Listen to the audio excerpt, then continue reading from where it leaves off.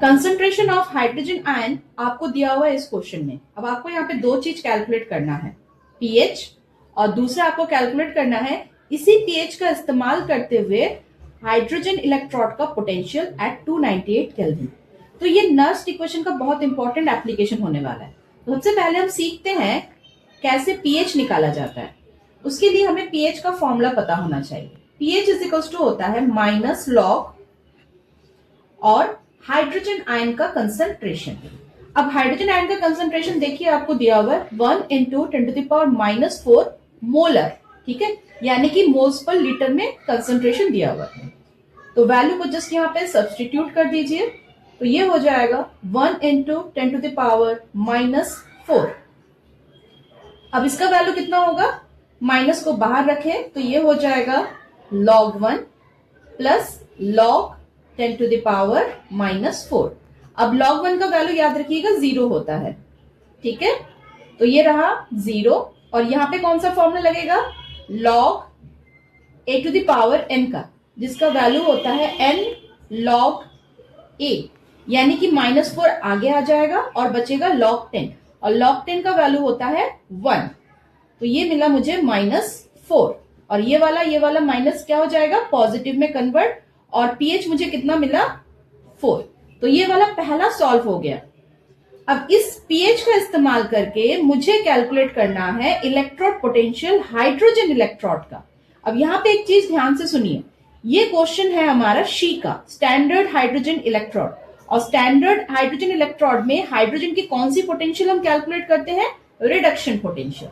तो सबसे पहले हम रिडक्शन पोटेंशियल का इक्वेशन लिखते हैं, यानी कि हाइड्रोजन का आयन इलेक्ट्रॉन गेन कर रहा है और हाइड्रोजन बना रहा है। अब इसको बैलेंस करें तो यहाँ पे 2 आएगा, यहाँ पे 2 इलेक्ट्रॉन और ये बन जाएगा H2। और हमें पता है E0 ऑफ H+2H2 एनसीईआरटी के हिसाब से क्या होता है, 0। हाइड्रोजन का रिडक्शन पोटेंशियल हो या ऑक्सीडेशन पोटेंशियल, वो क्या होता है, 0। तो हमें लेना कौन सा इक्वेशन है, reduction potential, keep that in mind. इस हिसाब से हमारा n का वैल्यू क्या आ जाएगा, 2, और कैलकुलेट क्या करना है, इलेक्ट्रोड पोटेंशियल। यहां पे हम यूज करेंगे नर्स्ट इक्वेशन का। तो नर्स्ट इक्वेशन को मैं लिखती हूं, E cell is equals to क्या होता है हमारा formula, E0 minus 0.059 by n log Q।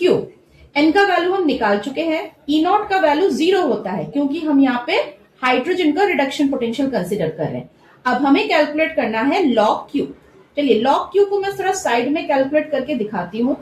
log Q का वैल्यू क्या होता था, लास्ट वीडियो में हमने देखा, concentration of product by concentration of reactant. अब इस इक्वेशन में प्रोडक्ट कौन है, H2, और हमने क्या पढ़ा था, सॉलिड, प्योर सॉलिड और प्योर लिक्विड का कंसंट्रेशन होता है 1। अब लिक्विड है तो इसका प्रेशर बनेगा, यानी इसका प्रेशर होगा 1 atm 1, और नीचे क्या है H+ की कंसंट्रेशन हमें पहले से दी हुई है, दैट इज 1 इंटू 10⁻⁴, पर इसको हम बाद में लिखते हैं, पहले हम इसके इक्वेशन को लिख लेते हैं। नीचे क्या है हमारा H+। अब यहाँ पे देखिए एक स्टोइक्योमेट्री है, कितना, 2। जो भी स्टोइक्योमेट्री होगा जो बैलेंस करने पे मिलता है वो जाएगा पावर में, यानी log Q का वैल्यू हो गया 1/H+2। अब इसको ऐसे हम कैलकुलेट नहीं कर पाएंगे, तो हमें log का एक फॉर्मूला लेना पड़ेगा। log का क्या फॉर्मूला, अगर 1/x है तो ये हो जाता है -log x, ठीक है। तो ये चीज आपको ध्यान रखना है log के फॉर्मूला के लिए, जैसे कि यहां पर भी हमने एक log का फॉर्मूला देखा। तो ये चीज क्या हो जाएगा, माइनस ऊपर जाएगा और सॉरी माइनस यहां रहेगा, ऊपर कौन जाएगा, H+ और इसके पावर में क्या है 2।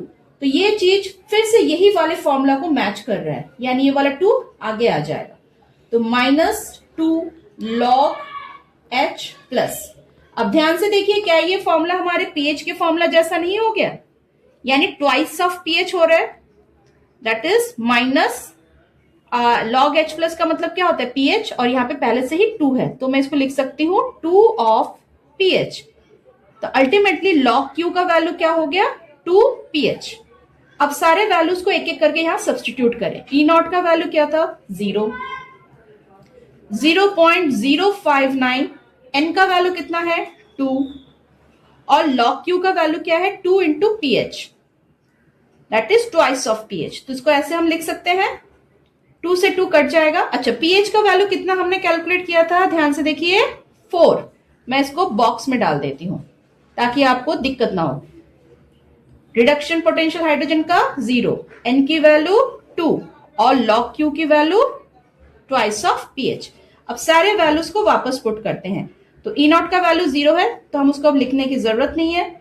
0.059 बाई 2 मल्टीप्लाइड बाई 2 और पीएच की जगह हम क्या लिख सकते हैं, पीएच की जगह लिखेंगे हम 4। ये रहा, तो 2 से 2 कट गया। अब बचा क्या, -0.059 मल्टीप्लाइड बाय 4। तो हमारा आंसर आ गया -0.236 वोल्ट। तो ये है हमारा आंसर। ये हो गया ई सेल ऑफ हाइड्रोजन। ठीक है, ऐसे ही क्वेश्चन मैं आपको कमेंट में भी एक डाल दूंगी, करिए और मुझे बताइए कि आप ये समझ पा रहे हैं कि नहीं। Thank you.